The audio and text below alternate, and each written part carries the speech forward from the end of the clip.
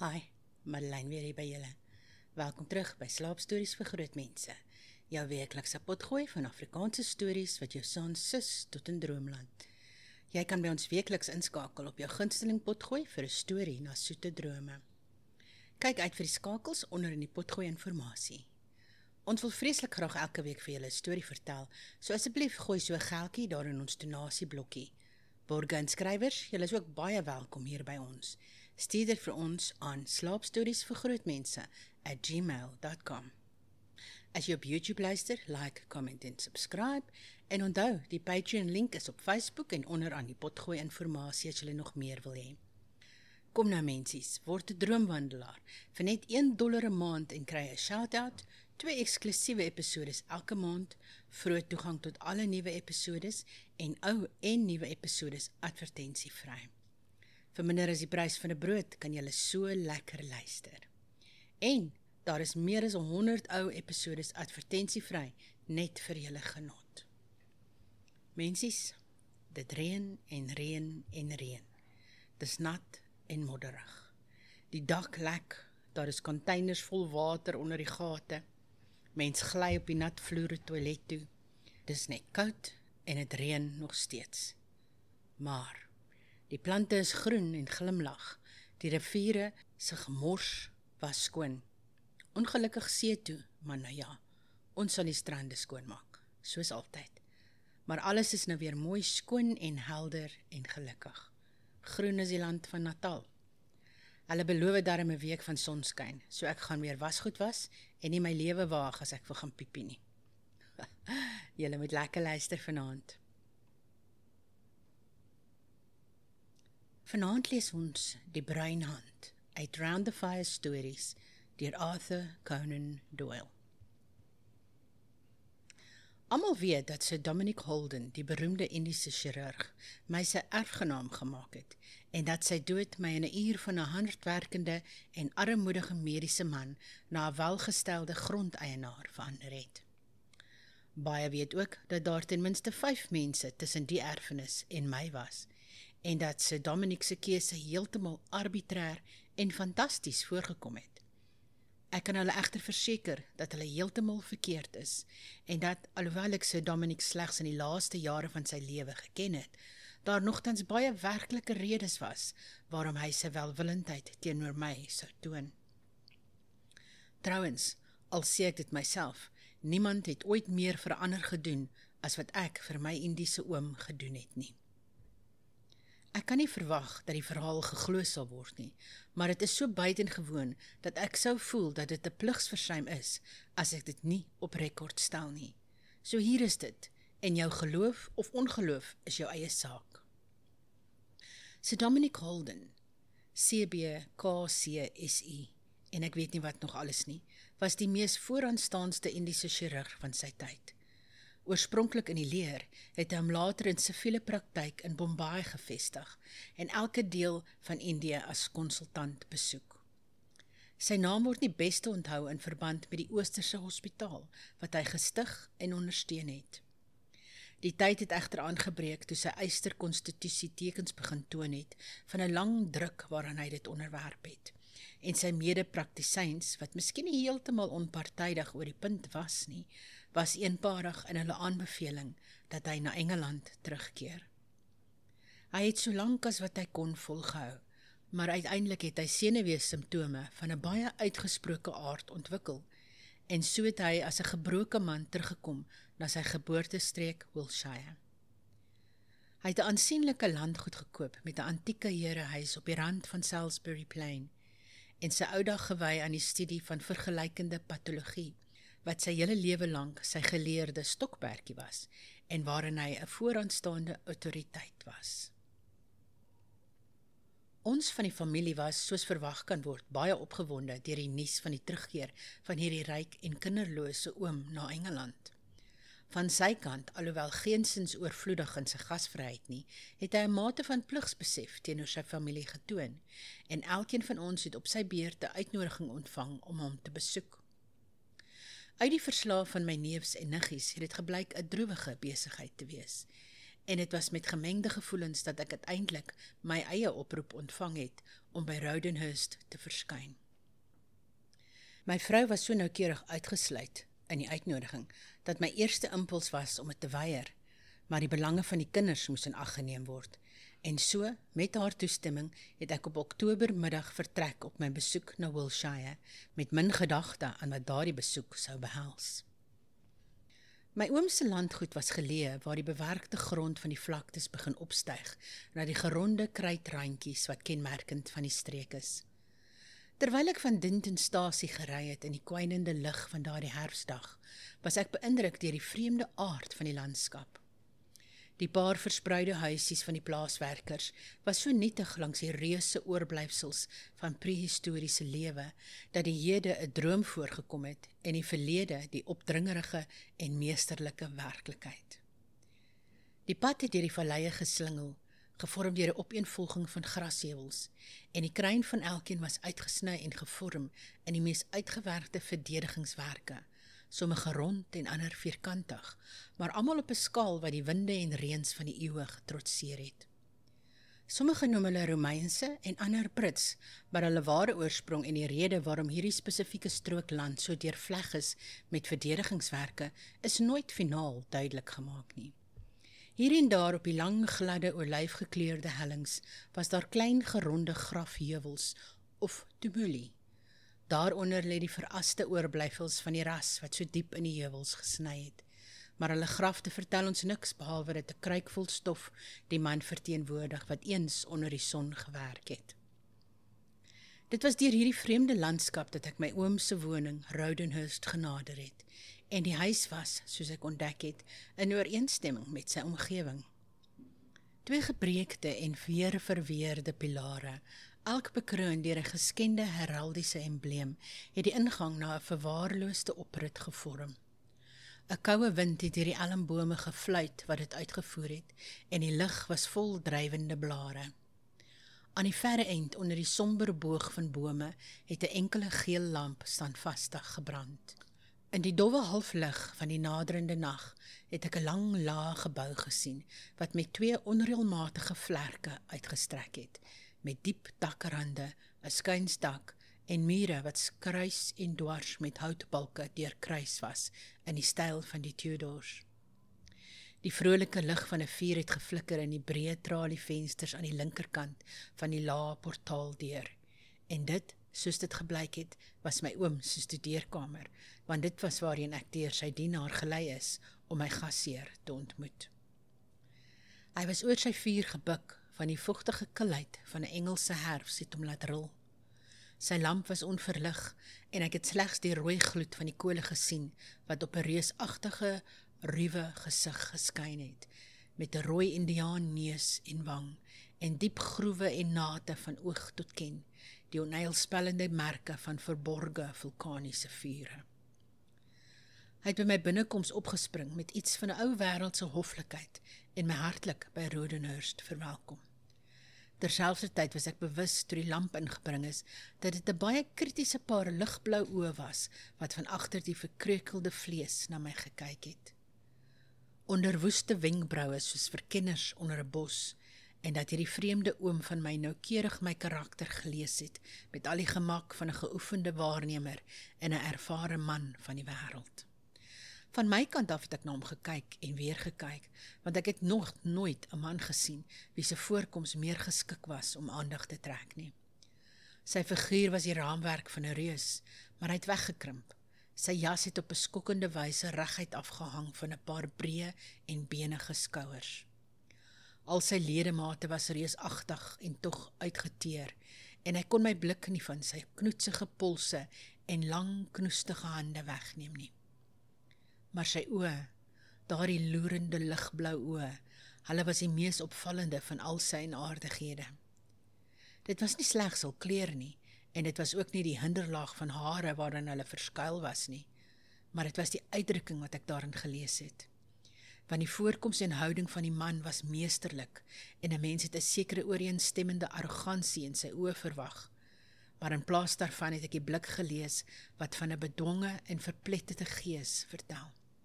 die skelm afwagtende blik van die hond, wie se meester die sweep van die rak geneem het. Ek het my eie mediese diagnose gemaak met een blik op daardie kritiese en tog smekende oë. Ek het geglo dat hy met een of ander dodelike kwaal getref was, dat hy geweet het hy is blootgestel aan skielike dood en dat hy in vrees daarvoor geleef het. Dit was my oordeel, 'n valse een, soos die gebeure later getoon het, maar ek noem dit sodat dit jou kan help om die blik te verstaan wat ek in sy oë gelees het. My oom se verwelkoming was, soos ek gesê het, 'n hoflike een, en binne 'n uur of so het ek my tussen hom en sy vrou bevind by 'n gemaklike aandete, met vreemde skerp lekkernye op die tafel en 'n steelskerp-oogige oosterse kelner agter sy stoel. Die ou paartjie het gekom by daardie tragiese nabootsing van die dageraad van die lewe, wanneer man en vrou, wat almal verloor of verstrooid het wat hulle vertrouelinge was, hulself van aangesig tot aangesig en weer alleen bevind. Hulle werk gedaan en die einde wat vinnig nader. Diegene wat daardie stadium in soet en liefde bereik het, wat hulle winter in 'n sagte Indiese somer kan verander, het as oorwinnaars deur die beproewing van die lewe gekom. Lady Holden was 'n klein wakker vrou met 'n vriendelike oog, en haar uitdrukking, soos sy na hom gekyk het, was 'n karaktersertifikaat vir haar man. En tog, hoewel ek 'n wederse liefde in hulle blikke gelees het, het ek ook 'n wedersye afskie gelees. En in haar gesig 'n sekere weerkaatsing van daardie steelse vrees herken wat ek in syne opgelet het. Hulle gesprek was soms vrolik en soms hartseer, maar daar was 'n gedwonge noot in hulle vrolikheid en 'n natuurlikheid in hulle hartseer, wat my vertel het dat 'n swaar hart aan weerskante van my geklop het. Ons het oor ons eerste glas wyn gesit en die bediendes het die kamer verlaat, toe die gesprek 'n wending geneem het wat 'n merkwaardige uitwerking op my gasheer en gasvrou gehad het. Ek kan nie onthou wat dit was wat die onderwerp van die bonatuurlike begin het nie, maar dit het geëindig met my, wat hulle gewys het, dat die abnormale psigiese ervarings 'n onderwerp was waarin ek, soos baie neuroloë, baie aandag geskenk het. Ek het afgesluit deur my ervarings te vertel toe ek as lid van die psigiese navorsingsgenootskap deel was van 'n komitee van 3 wat die nag in 'n spookhuis deurgebring het. Ons avonture was nie opwindend of oortuigend nie, maar soos dit was, die verhaal het my toebehoorders blykbaar in 'n merkwaardige mate geïnteresseer. Hulle het met 'n gretige stilte geluister, en ek het 'n blik van kommunikasie tussen hulle opgemerk wat ek nie kon verstaan nie. Lady Holden het onmiddellik daarna opgestaan en die kamer verlaat. So Dominic het die sigaarkas na my toe gestoot, en ons het vir 'n rukkie in stilte gerook. Daardie reusagtige benige hand van hom het gebewe, terwyl hy dit met sy seroet na sy lippe gelig het, en ek het gevoel dat die man se senuwees soos vioolsnare getrill het. My instinkte het my vertel dat hy op die rand van een of ander intieme vertroueling was, en ek was bang om te praat uit vrees dat ek dit sou onderbreek. Uiteindelik het hy na my gedraai met 'n spasmotiese gebaar, soos 'n man wat sy laaste beswaar aan die winde werp. Uit die min wat ek van jou gesien het, blyk dit vir my, Dr. Hardacre, het hy gesê, dat jy presies die man is wat ek wou ontmoet. Ek is verheug om dit te hoor, meneer. Jou kop lyk koel en bestendig. Jy sal my kwytskeld van enige begeerte om jou te vlei, want die omstandighede is te ernstig om onopregtigheid toe te laat. Jy het spesiale kennis oor hierdie onderwerpe, en jy beskou hulle duidelik vanuit daardie filosofiese standpunt, wat hulle van alle vulgêre verskrikking ontneem. Ek neem aan dat die aanskouing van 'n verskyning jou nie ernstig sou ontstel nie. Ek dink nie so nie, meneer. Sou dit jouself interesseer, miskien? Uiters intensief. As 'n psigiese waarnemer, sou jy dit waarskynlik op net so 'n onpersoonlike manier ondersoek, as wat 'n sterrekundige 'n swerwende komeet ondersoek. Presies? Hy het swaar gesig. Glo my, Dr. Hardacre, daar was 'n tyd toe ek kon praat soos jy nou doen.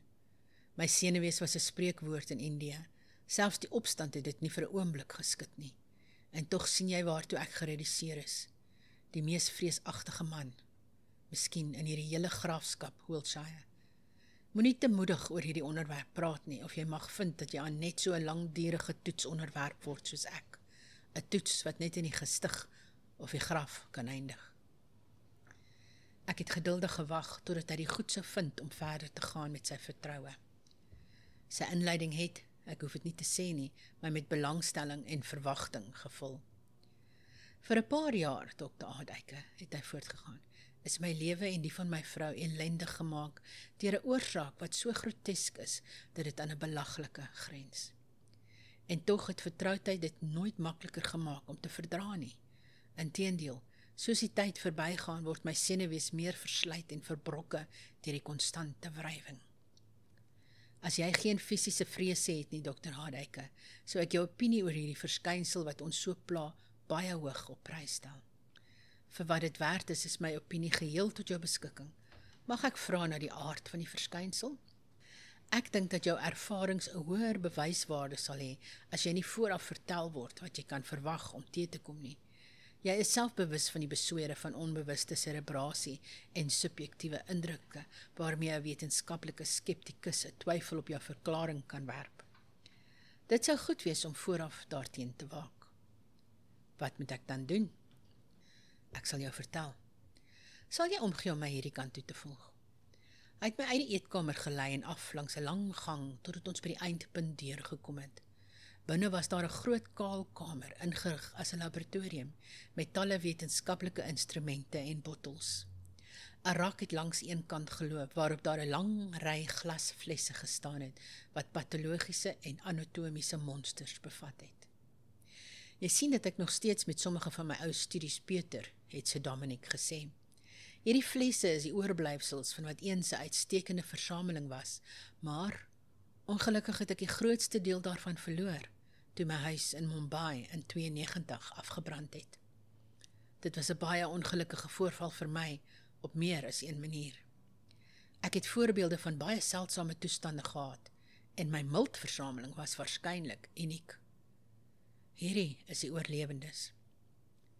Ek het vlugtig na hulle gekyk en gesien dat hulle werklik van baie groot waarde en seldsaamheid was, van 'n patologiese oogpunt. Opgeblaase organe, gapende siste, verwronge bene, walglike parasiete, 'n aardige uitstalling van die produkte van Indië. Daar is, soos jy sien, 'n klein rusbank hier, het my gasheer gesê. Dit was ver van ons bedoeling om 'n gas so skraal akkommodasie aan te bied, maar aangesien sake hierdie wending geneem het, sou dit 'n groot goedhartigheid van jou kant wees, as jy sou instem om die nag in hierdie vertrek deur te bring. Ek smeek jou om nie te weier om my te laat weet as die idee vir jou enigsins weersinwekkend sou wees nie. Inteendeel het ek gesê, dit is heeltemal aanvaarbaar. My eie kamer is die tweede aan die linkerkant, sodat as jy sou voel dat jy geselskap nodig het, 'n roep my altyd na jou sal bring. Ek vertrou dat ek nie genootskap sal wees om jou te steur nie. Dit is onwaarskynlik dat ek aan die slaap sal wees. Ek slaap nie veel nie. Moenie huiwer om my te ontbied nie. En so met hierdie ooreenkoms het ons by Lady Holden in die sitkamer aangesluit en oor ligter sake gepraat. Dit was geen aanstellery van my kant om te sê dat die vooruitsig van my nagteavontuur 'n aangename een was nie. Ek maak geen aanspraak op groter fisiese moed as my bure nie, maar vertroudheid met 'n onderwerp beroof dit van daardie vae en ongedefinieerde verskrikking wat die skrikwekkendste is vir die verbeeldingryke gemoed. Die menslike brein is slegs in staat tot een sterk emosie op 'n slag, en as dit gevul is met nuuskierigheid of wetenskaplike entoesiasme, is daar geen plek vir vrees nie. Dit is waar dat ek my oom se versekering gehad het dat hy self oorspronklik hierdie standpunt ingeneem het, maar ek het daarop gelet dat die ineenstorting van sy senuweestelsel net soveel te wyte kon wees aan sy 40 jaar in Indië as aan enige psigiese ervarings wat hom te beurt geval het. Ek was ten minste gesond van senuwees en brein, en dit was met iets van die aangename rilling van afwagting waarmee die sportman sy posisie langs die skuilplek van sy prooi inneem, dat ek die laboratoriumdeur agter my toegemaak het, gedeeltelik ontklee het en op die matbedekte rusbank gaan lê het. Dit was nie 'n ideale atmosfeer vir 'n slaapkamer nie. Die lug was swaar met baie chemiese geure, waarvan die van gemetailleerde spiritus oorheers het. Die versiering van my kamer was ook nie baie kalmerend nie. Die walglike ry glasflesse met hul oorblyfsels van siekte en lyding het reg voor my oë gestrek. Daar was geen gordyne voor die venster nie, en 'n 3/4 maan het sy wit lig in die kamer ingestroom, met 'n silwer vierkant met filigraan traliewerk op die teenoorstaande muur. Toe ek my kers geblus het, het hierdie een helder kol te midde van die algemene donkerde beslis 'n onheilspellende en verontrustende voorkoms gehad. 'n Onbuigsame en absolute stilte het in die ou huis geheers, sodat die sagte geritsel van die takke in die tuin sag en kalmerend in my ore gekom het. Dit mag dalk die hipnotiese slaapliedjie van hierdie sagte gesuis gewees het, of dit mag 'n gevolg van my vermoeiende dag gewees het, maar na vele indommelinge en vele pogings om my waarnemingshelderheid te herwin, het ek uiteindelik in 'n diepe en droomlose slaap geval. Ek is wakker gemaak deur een of ander geluid in die kamer, en ek het myself dadelik op my elmboog op die bank opgerig. 'n Paar uur het verbygegaan, want die vierkantige kol teen die muur het afwaarts en sywaarts geskuif, totdat dit skuins aan die voet van my bed gelê het. Die res van die kamer was in diep skaduwee. Eers kon ek niks sien nie, maar weldra, toe my oë gewoond geraak het aan die dowwe lig, het ek bewus geword, met 'n rilling wat al my wetenskaplike intelligensie nie heeltemal kon verhinder nie, dat iets stadig langs die lyn van die muur beweeg het. 'n Sagte, slepende geluid, soos van sagte pantoffels, het in my ore gekom, en ek het vaagweg 'n menslike figuur gesien, wat stilletjies vanaf die rigting van die deur gestap het. Toe dit in die maanligkol verskyn, het ek baie duidelik gesien wat dit was en waarmee dit besig was. Dit was 'n man, kort en stewig, geklee in een of ander donkergrys gewaad, wat reguit van sy skouers tot by sy voete gehang het. Die maan het op die kant van sy gesig geskyn, en ek het gesien dat dit sjokoladebruin van kleur was, met 'n bal swart hare soos die van 'n vrou aan die agterkant van sy kop. Hy het stadig gestap en sy oë was opwaarts gerig na die ry bottels wat daar die gruisame oorblyfsels van die mensdom bevat het. Hy het elke fles blykbaar met aandag ondersoek en dan na die volgende gegaan. Toe hy by die einde van die ry gekom het, reg teenoor my bed, het hy gestop, na my gedraai, sy hande met 'n gebaar van wanhoop opgegooi en uit my sig verdwyn. Ek het gesê dat hy sy hande opgegooi het, maar ek moes gesê het sy arms, want toe hy daardie houding van wanhoop aangeneem het, het ek 'n besondere eienaardigheid aan sy voorkoms opgemerk. Hy het slegs een hand gehad. Toe die moue van die opgeworpe arms afgekom het, het ek die linkerhand duidelik gesien, maar die regter het in 'n knopperige en onsierlike stomp geëindig. In elke ander opsig was sy voorkoms so natuurlik, en ek het hom so duidelik gesien en gehoor, dat ek maklik kon geglo dat hy 'n Indiese bediende van Sir Dominic was, wat in my kamer gekom het op soek na iets. Dis was net sy skielike verdwyning, wat iets meer onheilspellend aan my gesuggereer het. Soos dit was, het ek van my rusbank opgespring, 'n kers aangesteek en die hele kamer noukeurig ondersoek. Daar was geen tekens van my besoeker nie, en ek was gedwing om tot die gevolgtrekking te kom, dat daar werklik iets buite die normale wette van die natuur in sy verskyning was, en ek het vir die res van die nag wakker gelê, maar niks anders het gebeur om my te steur nie. Ek is 'n vroeë opstaaner, maar my oom was nog 'n nog vroeër ene, want ek het hom heen en weer op die grasperk aan die kant van die huis sien stap. Hy het in gretigheid na my toe gehardloop toe hy my by die deur sien uitkom. Wel, het hy uitgeroep, het jy hom gesien? 'n Indiër met een hand? Presies.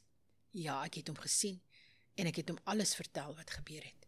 Toe ek klaar was, het hy die pad na sy studeerkamer gewys. Ons het 'n bietjie tyd voor ontbyt, het hy gesê. Dit sal genoeg wees om jou 'n verduideliking van hierdie buitengewone saak te gee, sover ek dit kan verduidelik wat wesentlik onverklaarbaar is. In die eerste plek, wanneer ek jou vertel dat vir 4 jaar nie een enkele nag verbygegaan het nie, het sy in Mumbai, aan boord van 'n skip, of hier in Engeland, sonder dat my slaap deur hierdie kerel onderbreek is, sal jy verstaan waarom dit is dat ek 'n wrak van my vroeër self is. Sy program is altyd dieselfde. Hy verskyn langs my bed, skud my rof aan die skouer, gaan van my kamer na die laboratorium, stap stadig langs die ry van my bottels en verdwyn dan. Vir meer as 1000 keer het hy deur dieselfde roetine gegaan. Wat wil hy hê? Hy wil sy hand hê. Sy hand? Ja, dit het so gebeur. Ek is na Peshawar ontbied vir 'n konsultasie ongeveer 10 jaar gelede. En terwyl ek daar was, is ek gevra om na die hand van 'n inboorling te kyk wat op pad was met 'n Afghaanse karavaan. Een of ander bergstam wat ver in die afgeleentheid woon, eers aan die ander kant van die berge. Hy het 'n bastertaal Pushto gepraat en dit was al wat ek kon doen om hom te verstaan. Hy het gelei aan 'n sagte sarkomatose swelsel van een van die metakarpale gewrigte. En ek het hom laat besef dat dit slegs deur sy hand te verloor was, dat hy kan hoop om sy lewe te red. Na baie oorreding het hy tot die operasie ingestem, en hy het my, toe dit verby was, gevra watter fooi ek vereis. Die arme kerel was byna 'n bedelaar, sodat die idee van 'n fooi belaglik was, maar ek het skersend geantwoord dat my fooi sy hand sou wees, en dat ek voorgestel het om dit by my patologiese versameling te voeg. Tot my verbasing het hy baie gehuiwer oor die voorstel, en hy het verduidelik dat volgens sy godsdiens dit 'n uiters belangrike saak was dat die liggaam na die dood herenig moes word, en so 'n perfekte woning vir die gees maak. Die geloof is natuurlik 'n ou een, en die mammies van die Egiptenare het uit 'n soortgelyke bygeloof ontstaan. Ek het hom geantwoord dat sy hand reeds af was, en hom gevra hoe hy van plan was om dit te bewaar. Hy het geantwoord dat hy dit in sout sou lê en dit met hom saamdra. Ek het voorgestel dat dit veiliger in my bewaring as in syne sou wees, en dat ek beter middele as sout het om dit te bewaar. Toe hy besef dat ek regtig van plan was om dit sorgvuldig te bewaar, het sy teenkanting dadelik verdwyn. Maar onthou Sahib, het hy gesê, ek sal dit terug wil hê wanneer ek dood is. Ek het gelag oor die opmerking, en so het die saak geëindig. Ek het teruggekeer na my praktyk, en hy het ongetwyfeld mettertyd sy reis na Afghanistan voortgesit. Wel, soos ek jou gisterand vertel het ek 'n erge brand in my huis in Mumbai gehad. Die helfte daarvan is afgebrand, en onder andere dinge is my patologiese versameling grootliks vernietig. Wat jy sien is die armsalige oorblyfsel daarvan. Die hand van die bergman het saam met die res gegaan, maar ek het op daardie tydstip nie besondere aandag aan die saak gegee nie. Dit was 6 jaar gelede. 4 jaar gelede, 2 jaar na die brand, is ek een nag wakker gemaak deur 'n woeste pluk aan my mou. Ek het regop gesit onder die indruk dat my gunsteling Mastiff probeer om my wakker te maak. In plaas hiervan het ek my Indiese pasiënt van lank gelede gesien, gekleed in die lang grys gewaad van die kenteken van sy mense was. Hy het sy stomp opgehou en verwytend na my gekyk. Hy het toe na my bottels gegaan wat ek op daardie tydstip in my kamer gehou het, en hy het hulle noukeurig ondersoek, waarna hy 'n gebaar van woede gemaak het en verdwyn het. Ek het besef dat hy pas gesterf het, en dat hy gekom het om my belofte op te eis, dat ek sy ledemaat vir hom veilig sou bewaar. Wel, daar het jy dit alles, Dr. Hadeke. Elke aand op dieselfde tyd vir 4 jaar is hierdie vertoning herhaal. Dis 'n eenvoudige ding op sigself, maar dit het my so uitgeput soos water wat op 'n klip drup. Dit het 'n aaklige slapeloosheid daarmee saamgebring, want ek kan nou nie slaap nie, weens die verwagting van sy koms. Dit het my ou dag en die van my vrou, wat die deler van hierdie groot probleem was, vergiftig. Maar, daar is die ontbytklok, en sy sal ongeduldig wag om te weet hoe dit met jou gisterand gegaan het. Ons is albei baie dank aan jou verskuldig vir jou dapperheid, want dit neem iets van die gewig van ons ongeluk, wanneer ons dit deel, selfs vir 'n enkele nag met 'n vriend, en dit verseker ons oor ons geestesgesondheid, wat ons soms gedryf word om te bevraagteken. Dit was die vreemde verhaal wat Sir Dominic aan my toevertrou het. 'n Storie wat vir baie na 'n groteske onmoontlikheid sou gelyk het. Maar na my ervaring van die vorige nag en my vorige kennis van sulke dinge, was ek bereid om as 'n absolute feit te aanvaar. Ek het diep oor die saak nagedink en die hele omvang van my leeswerk en ervaring daarop gebring. Na ontbyt het ek my gasheer en gasvrou verras deur aan te kondig dat ek met die volgende trein na Londen terugkeer. My liewe dokter, het Sir Dominic in groot ontsteltenis uitgeroep. Jy laat my voel dat ek skuldig was aan 'n grove skending van gasvryheid deur hierdie ongelukkige saak op jou af te dwing. Ek moes my eie las gedra het. Dit is inderdaad daardie saak wat my na Londen neem, het ek geantwoord. Maar jy vergis jou, ek verseker jou as jy dink dat my ervaring van laas nag vir my onaangenaam was. Inteendeel, ek is op die punt om jou toestemming te vra om in die aand terug te keer en nog een nag in jou laboratorium deur te bring. Ek is baie gretig om hierdie besoeker weer eens te sien. My oom was uiters angstig om te weet wat ek van plan was om te doen, maar my vrese om valse hoop te wek het my verhinder om hom te vertel. Ek was kort na middagete terug in my eie spreekkamer en was besig om my geheue te bevestig van 'n gedeelte in 'n onlangse boek oor okkultisme wat my aandag getrek het toe ek dit gelees het. In die geval van aardgebonde geese, het my gesaghebbende bron gesê, is een dominante idee wat hulle op die uur van dood obsesseer, genoeg om hulle aan hierdie materiële wêreld vas te hou.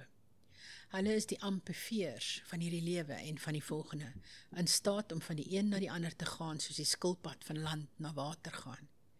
Die oorsake wat 'n siel so sterk kan bind aan 'n lewe wat sy liggaam verlaat het, is enige gewelddadige emosie. Gierigheid, wraak, angs, liefde en jammerte is almal bekend om hierdie effek te hê. As 'n reël ontstaan dit uit 'n onvervulde wens, en wanneer die wens vervul is, verslap die materiële band. Daar is baie gevalle op rekord wat die merkwaardige volharding van hierdie besoekers toon, en ook hulle verdwyning wanneer hulle wense vervul is, of in sommige gevalle wanneer 'n redelike kompromie bereik is. 'n Redelike kompromie bereik. Dit was die woorde waaroor ek die hele oggend gepeins het, en wat ek nou in die oorspronklike nagegaan het. Geen werklike versoening kon hierdie gedoen word nie, maar 'n redelike kompromie. Ek het so vinnig as wat 'n trein my kon neem na die Shadwell Seemanshospitaal gegaan, waar my ou vriend Jack Hewitt huischirurg was.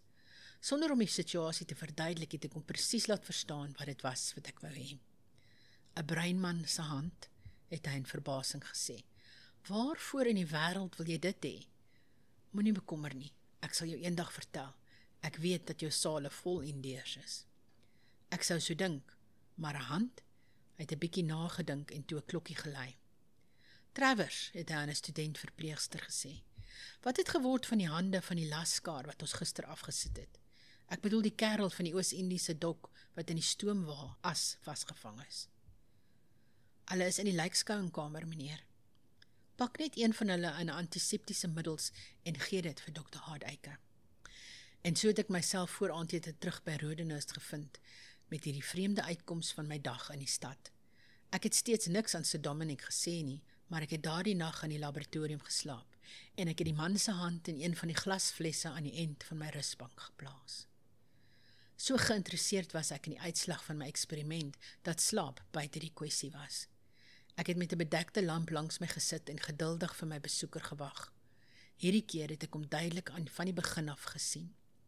Hy het langs die deur verskyn, vir 'n oomblik nevelig en toe verhardend, tot so 'n duidelike buitelyn as enige lewende mens.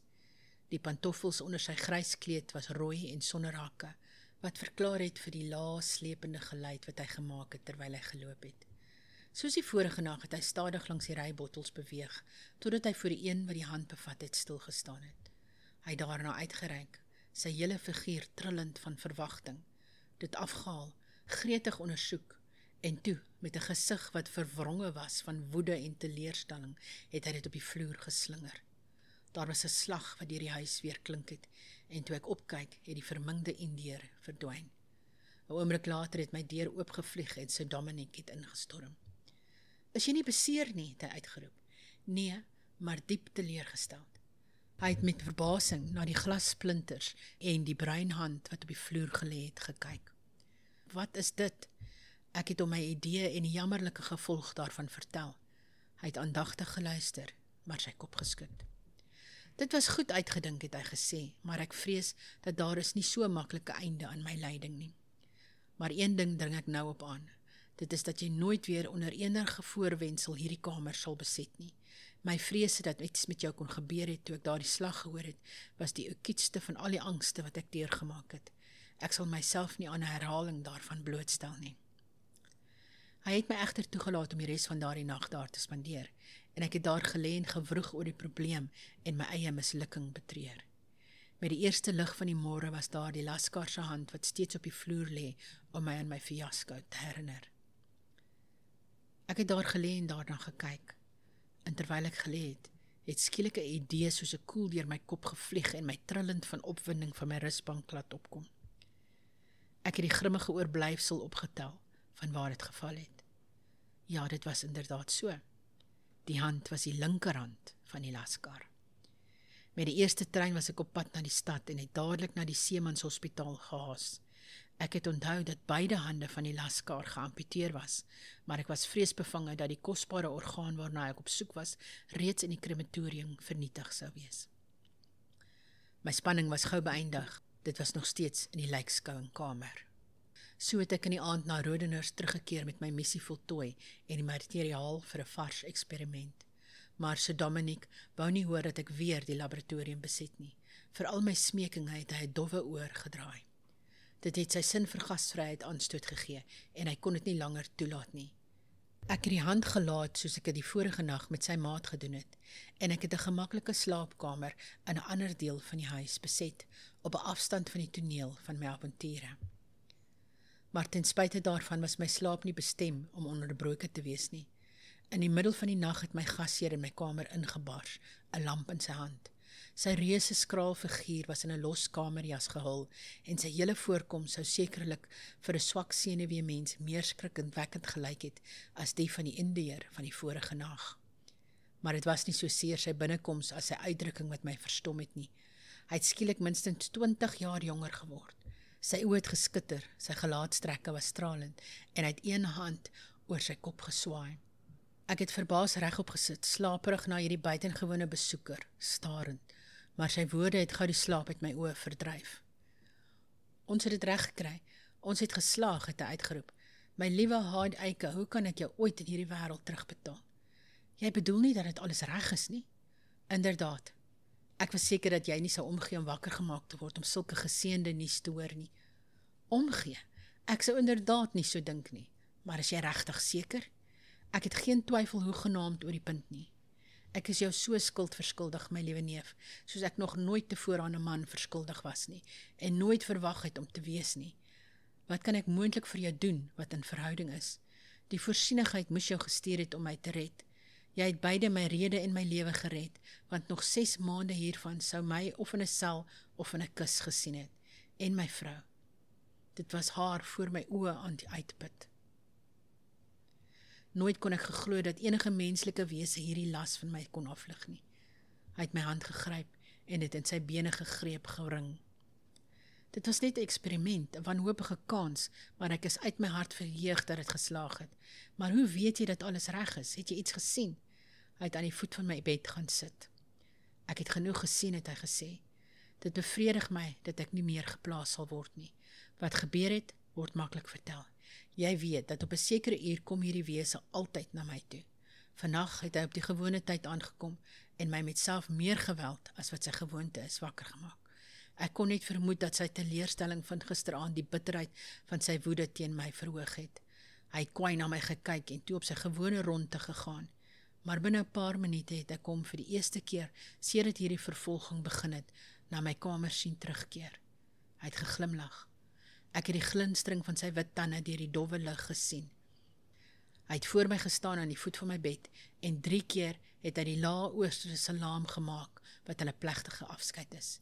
En die 3de keer wat hy gebuig het, het hy sy arms oor sy kop gelig en ek het al 2 sy hande in die lug uitgestrek gesien. So het hy verdwyn en soos ek glo, vir altyd. So dit is die vreemde ervaring wat vir my die toegeneentheid en die dankbaarheid van my beroemde oom, die bekende Indiese chirurg, gewen het. Sy verwagting is verwesenlik en nooit weer is hy gepla deur die besoeke van die rustelose Bergman op soek na sy verlode ledemaat nie. Sir Dominic en Lady Holden het 'n baie gelukkige ou dag deurgebring, onbewolk, sover ek weet, deur enige probleem, en hulle het uiteindelik tydens die groot griepepidemie binne 'n paar weke van mekaar gesterf. In sy leeftyd het hy altyd na my gedraai vir advies in alles wat daardie Engelse lewe betref het, waarvan hy so min geweet het, en ek het hom ook bygestaan aan die aankoop en ontwikkeling van sy landgoedere.